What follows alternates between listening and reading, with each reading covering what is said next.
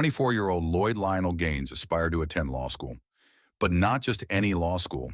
In 1935, Missouri, like other southern states, required African Americans and whites to attend separate institutions. Having recently graduated from Lincoln University, a school for black students, Gaines aimed to enroll at the University of Missouri. Born in 1911 in northern Mississippi, he moved to St. Louis in 1926 with his siblings and widowed mother after the death of his father, Henry Richard Gaines. As part of the Great Migration from rural southern communities to industrial cities in the north, his family settled in the central West End neighborhood of St. Louis. He graduated first among his class of 50 students at Vashon High School in 1931 and was valedictorian. He also won a $250 scholarship and was given the school's award for Outstanding Graduate of the Year. He briefly attended Stowe Teachers College before receiving a scholarship to attend Lincoln University in Jefferson City, where he became a member of the campus Alpha Phi Alpha social fraternity and president of the senior class. He worked during college to pay for his schooling and graduated in August 1935 with a bachelor's degree with honors in history. Gaines wanted to be a lawyer, but Missouri's 36 African-American lawyers had all been educated in other states because Missouri's law school only admitted whites. The Supreme Court decision in 1896, in the case of Plessy versus Ferguson, allowed states to operate separate but equal educational institutions for blacks, but there was a lack of graduate schools for blacks in Missouri. Therefore, the state paid the tuition for them to attend universities in other states, such as Kansas, Nebraska, Iowa, Illinois, and Indiana. Gaines applied to the University of Missouri and announced that he wanted to enter the University of Missouri-Columbia School of Law. Officials were stunned at his audacity. In the institution's 96-year history, they had never admitted an African-American student, and it wasn't about to start now. His application for admission was rejected, with the university explaining that Missouri had a separate educational system for white and Negro students. A week later, they offered Gaines a scholarship to attend law school in another state, but that was not what he wanted. He saw no reason why he should be forced to leave home because of the color of his skin. Gaines appealed to the president of the University of Missouri, but received no response. Holding firm in his conviction that he deserved the same education as white students, Gaines declined the scholarship and asserted his right to attend law school in Missouri. He garnered support from the National Association for the Advancement of Colored People. Under the leadership of Charles Hamilton Houston from the National NAACP Legal Defense Fund, Gaines took his case to court in January 1936 to advocate for his rights. Houston was the first black editor of the Harvard Law Review and a former dean of Howard University Law School. Houston argued that refusing Gaines admission to the law school violated his client's rights under the 14th Amendment of the United States Constitution. Missouri had a law school for whites, but none for blacks. In July 1936, a lower court upheld the university's decision to reject his application, but the young student was not daunted. The case was appealed to the Missouri Supreme Court, which upheld the lower court's decision in December 1937. An appeal was argued before the U.S. Supreme Court on November 9, 1938. In a historic decision made on December 12, 1938, the U.S. Supreme Court decided in a vote of 6-2 to overturn the decisions of the lower courts. Chief Justice Charles Evans Hughes pointed out that refusing to admit Gaines to the state law school when Missouri did not have a separate but equal law school for blacks violated the rights of Lloyd Gaines. The basic consideration here is not as to what sort of opportunities other states provide, or whether they are as good as those in Missouri, but as to what opportunities Missouri itself furnishes to white students and denies to Negroes solely upon the ground of color. He believed that petitioner was entitled to be admitted to the law school of the state university in the absence of other and proper provision for his legal training within the state, he ruled. The Supreme Court overturned the decisions of the Missouri courts, stating that the state was obligated to offer equal facilities for black individuals.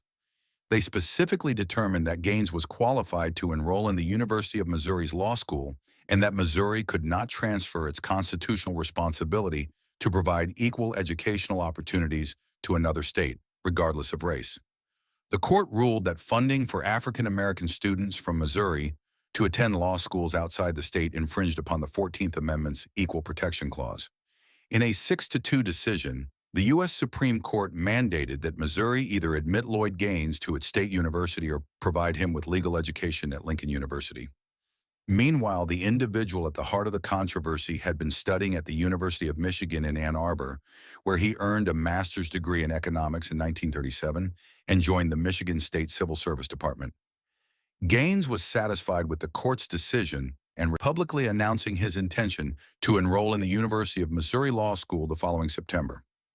"I have been granted the right to enter Missouri University in September, and I fully intend to exercise that privilege," he declared in a speech on January 8, 1939, at the Pine Street YMCA. However, privately, he was uncertain about continuing. Despite holding 2 degrees, Gaines struggled to find a job in St. Louis. He briefly worked as a gas station attendant until he discovered that his employer cheated customers by selling inferior gas at premium prices. Would the university admit Gaines to the University of Missouri's law school, or would the state legislature authorize a law program at Lincoln University?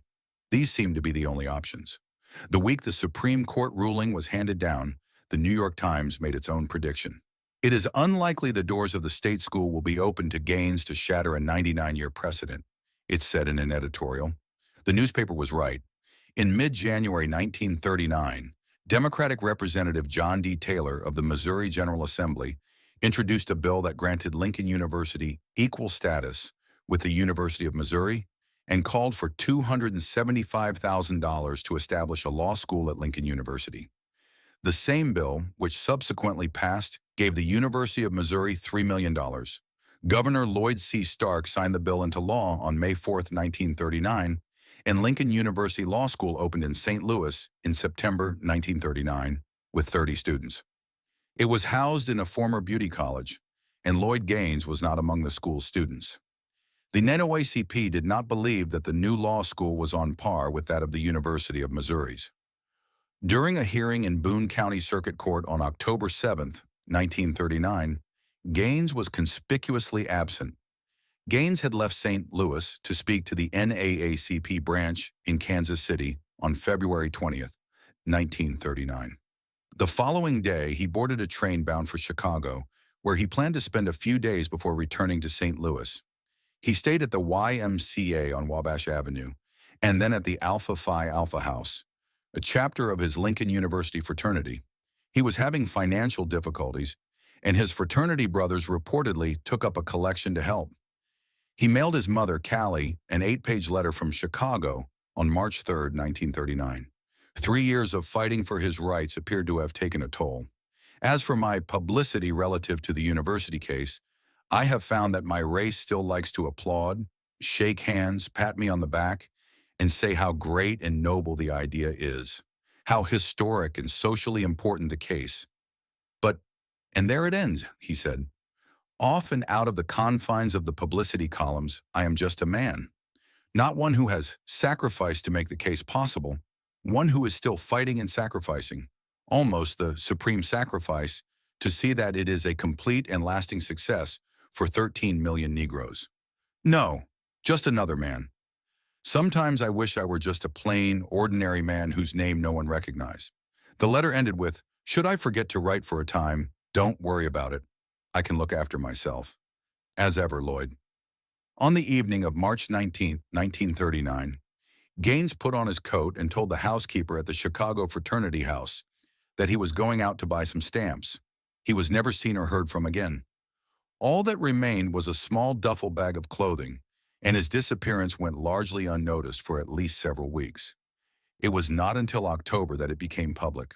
Some people suggested that he was the victim of foul play at the hands of the Ku Klux Klan, while others wondered if he had simply chosen to live a quiet life under a new identity, perhaps in self-imposed exile in Mexico. Members of his family thought he was alive and living under an assumed name. His body has never been found. He had vanished without a trace. According to Federal Bureau of Investigation records obtained by Wire Service Associated Press, an internal memo dated May 10, 1940, and signed by FBI Director J. Edgar Hoover, stated that agents were not investigating the case. He denied another request in May 1970 to investigate, claiming that the case was not within the FBI's jurisdiction. Without a plaintiff, the case challenging the notion that the new law school was on par with that of the University of Missouri would not be able to continue. It was dropped on January 2, 1940, after Gaines's lawyers were unable to find him. He never had the opportunity to benefit from becoming the first black man to be admitted to the University of Missouri-Columbia School of Law. However, his fight had important implications for segregation. It paved the way for Brown v. Board of Education, a landmark 1954 case that led to the outlawing of segregation in public education. A 1944 poll of University of Missouri students found that 60% were in favor of admitting Negro students to the school's undergraduate and professional programs, such as law. University officials finally conceded, and the first African-American students were admitted in the fall of 1950. In 1993, the University of Missouri Law School admitted Gaines posthumously, almost 60 years after his initial application. In the spring of 2006, the university awarded him an honorary law degree, and the Missouri Bar Association granted him honorary admission. His nephew, retired U.S. Navy officer Lloyd Gaines, delivered the commencement speech stating, "A major part of the dream of Lloyd Gaines, to earn a law degree from the University of Missouri, has been fulfilled today." Additionally, a scholarship was established in his honor. In 2001, the Black Culture Center was renamed the Lloyd L. Gaines Marion O'Fallon Oldham Black Culture Center. Marion O'Fallon Oldham, an educator, became the first African-American woman appointed to the university's Board of Curators in 1977, serving for 8 years. In 2007, the FBI said that it would reopen unsolved murders connected with civil rights cases if it were still possible to prosecute the offenders. Officials acknowledged that a number of the murders were either not investigated, not properly investigated, went unreported, or were incorrectly identified as an accidental death or disappearance. They identified more than 100 cases from 1952 to 1968 for review, which prompted the NAACP to ask the FBI to investigate Gaines's disappearance, even though it fell outside the period that the agency was examining. The FBI agreed to consider reopening the case. Gaines's nephew, Lloyd Gaines, told a reporter that he hoped that reopening the case might shed some light on his uncle's disappearance, but he knew it was a long shot. Time itself would suggest that the longer you're away from the event, the likelihood of solving it becomes worse and worse, but it might shed some light on it, he said. The Gaines family never declared him legally dead, but in November 1999, an engraved memorial headstone was placed for Gaines at St. Peter's Cemetery in Missouri. A plaque and portrait at the School of Law reminds students of his landmark struggle and his equally mysterious disappearance.